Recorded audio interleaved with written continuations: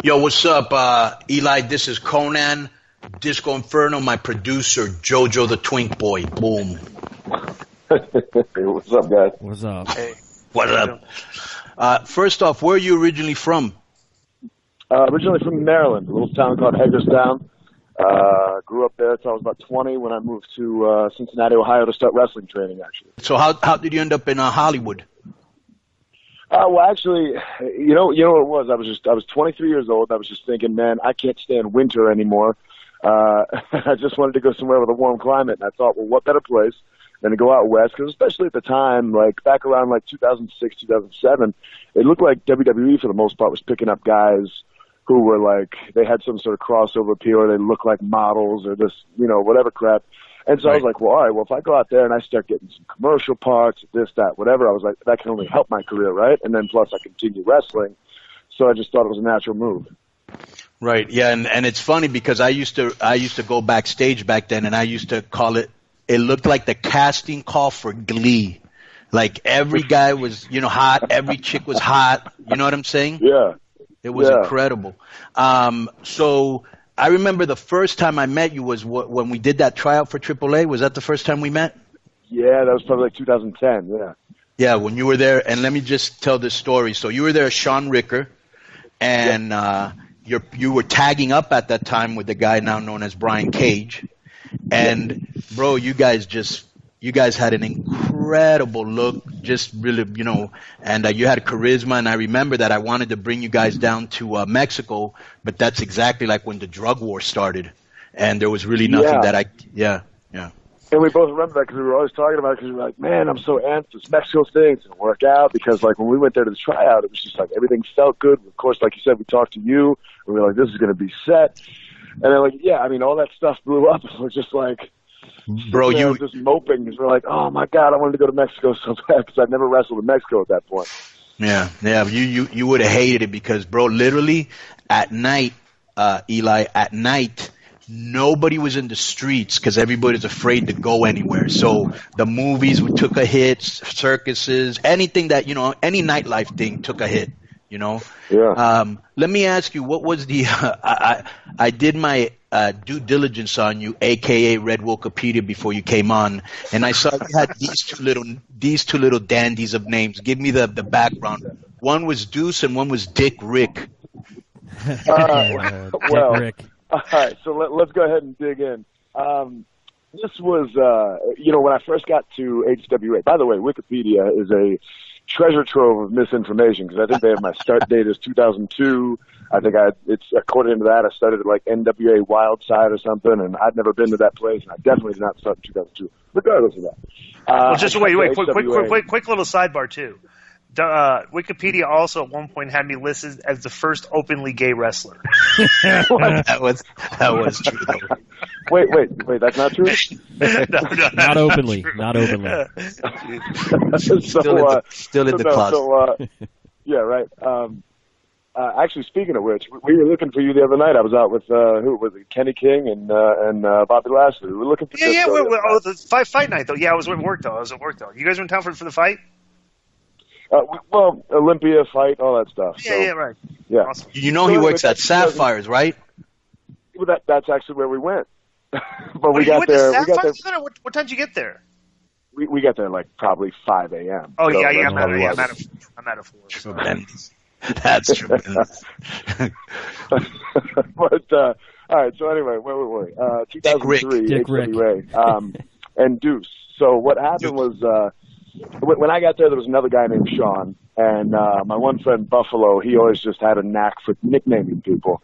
And I think recently one of the new Austin Powers had come out. And so since there was another guy there named Sean, he just started calling me number 2. And he'd always be like, impeccable timing, number 2, and all this dumb stuff like that. So they ended up making this stable with him, me, and the other guy who was Sean. They made him number 1, me number 2, the other guy number 3. So we didn't have names for the longest time. When I finally broke off, then I was Deuce. And then we did an angle where I got fired, and I came back as my twin brother, Dick Rick. So that was where these stupid names came from. And Dick Rick was like a male model, some BS like that. So, bro, it's always funny to hear people's first names because they're usually whack, And because you're just breaking to the business, and I had some whack ass names too. So let me ask you a question, because I always try to figure you out. Like, I always see like a little bit of Steve Austin in your cadence, but I also see a little bit of The Rock. Who are these guys? Were you influenced by, or neither? Well, I think you hit the nail on the head, because if I had a Mount Rushmore for wrestling, it would be Austin, Rock, Hogan, and Flair. Right. And so those are all the guys that there's probably less Hogan than anybody in there, but I think that of those four, those are the ones that I would kind of model myself after the most. A little bit of Jake the Snake as well, and sometimes I'll take the promo down a little bit and almost have like a whisper or like a very low tone. Mm-hmm. But for the most part, those are the guys that, like, I'm just like, in high school I was like, that's what I want, that's what I want to be, that's what I want to do. So you definitely hit the nail on the head with that for sure. Now, what was it like then? Because I'm also reading here still that you were on the show The Hero with The Rock. What was it like meeting him? Well, it's funny. I remember about a year before that, I was like, I just can't get somebody to look my way. Can't get any attention. I was like, if I can maybe get on a show, because I kept hearing these rumors that The Rock was going to do a TV show, and he was, of course, starting his own production company. And I'm like, well, if somehow I could make that work, maybe I can get in tight with him, and that'll be a good thing for my career. I couldn't land anything, but then finally somebody told me about this casting coming up, and there was an open casting down the way in Hollywood. So I just showed up, did that, everything went well. They brought me in, and then when I got there, here we are. It's me and The Rock. We're doing our thing, and the best thing, the funniest thing to me was when we were done filming, and I guess because I was kind of like heelish on the show, if you will, and he actually started to imitate me, which was just. For me, that's awesome. The high school me, high school kid in me was losing my mind right then. Right. So. Yeah, that's awesome. So, and here's another thing I wanted to ask you. You obviously can talk. You got a great look. But when I used to watch Impact before I got there, I had never really seen I hadn't really seen you in a standout match. But then all of a sudden, when you wrestled Alberto Del Rio, and I just want to see how right I am in some of these theories. But when you wrestled Alberto Del Rio, you kicked it into another gear that I'd never seen you in. Was it being in there? Because Alberto, bro, if you don't go, he's going to go, and he will eat your lunch. You know what I'm saying? Oh, yeah. Was it like, I better keep up with this guy, he's going to leave me in the dust? Because then even after that, you had some really – was it Morrison you wrestled? Morrison, yeah, that ended up turning out that match was great. Yeah, why before wasn't I seeing those type of matches out of you? Was it maybe you weren't motivated, or what? What's going? Am I correct or no? Some of it was positioning. Some of it was I don't think necessarily lack of motivation, but I think definitely when. At a certain sense, you start to get almost complacent. I'm getting paid pretty decently. I'm on the show, whatnot, but at the same time, I always wanted to be pushed more, but I felt like nobody was really looking to push me any further. So you start to feel like, well, I'm putting all this fucking effort in. So can I even say that? I don't know. But I'm like, I'm putting in all this effort, and I don't feel like anybody's really giving me anything for it. So it's almost like you kind of just go, well, all right, well, I guess I'll just keep doing this, and maybe somebody will give me something. So finally, I get the bone thrown at me that, okay, I'm going to face at the time, the Global Force champion was Patron. And I was like, okay, so I'm finally going to get some good time here. Probably 10, 15 minutes. It's for the title. I was like, well, let's turn this on. And, because this was the first time for the new regime they'd really given me a chance to stand out, if you will. Right. So, yeah, it was just kind of let's turn it up and let's roll. So whenever the pressure and the spotlight's on me, that's actually when I do best. I play pickup basketball every now and then, and I shoot terribly when I'm open. I'm the worst shot ever when I'm open. But when somebody's in my face, with a hand in my face, I hit it. I don't know why, but I'm just better then. Yeah, you probably concentrate more. I got a question. Rick, I've known you a long time, So, and when I first saw you in FSW, I was like, man, this guy's just great because you could talk, And at the time, bro, there's not a lot of good talkers out there, in professional wrestling today. Like even on the indie scene. And when I saw you, I was like, man, this guy's just got it. Why is he not in WWE? Why, for whatever. But bro, when I saw you work, I was like, okay, this guy gets it. He works smart. You don't have to go out there and kill yourself. You don't But here's the worst thing though. When you work smart, sometimes you get criticized for it. like you're not doing enough. Absolutely. Absolutely. Bro, and that's dude, bro. Because the thing is, it's like I remember, didn't Meltzer kind of bury Impact for putting the belt on you, saying like in this day and age something. I'm not the champion for this day and age because of my style or whatever. Right. He said your champion needs to be a guy that go out and having great matches every night. And I'm like, since when did that? I mean, bro, all you have to do in professional wrestling is be a serviceable, decent professional wrestler, and you have to be able to talk. Okay, if you're a wrestler and can't talk, I'm sorry about it. I just don't. Bro, I'm going to give you an example. I'm going to give you a good example. Eddie Edwards, right? Everybody loves Eddie. Good guy. Mm-hmm. But bro, when he was on the mic, he had no charisma. You know what I'm saying? And that hurt him. Yeah. I was just going to say this isn't going to be popular with the smart marks, but it doesn't make money.